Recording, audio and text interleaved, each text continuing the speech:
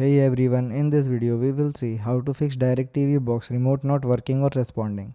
Reset receiver, repair remote and IR fix. Fix 1. Check the remote batteries.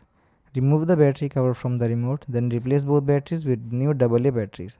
Make sure the batteries are inserted in the correct plus and minus direction. Then test the remote again.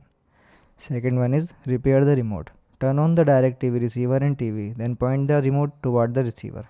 Press and hold mute and enter together until you see applying IR/RF setup on the TV screen. Wait for the pairing process to complete. Test the remote button. Third one is check for IR signal problem. Make sure nothing is blocking the front of the receiver. Clean the IR sensor on both the remote and receiver with a soft cloth. Stand within 15 to 20 feet of the receiver. Point the remote directly at the receiver and try again. Fourth one is reset the remote.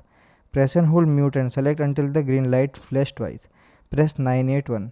Wait for the light to flash 4 times, confirming the reset. Pair the remote with the receiver again if necessary. Thanks for watching.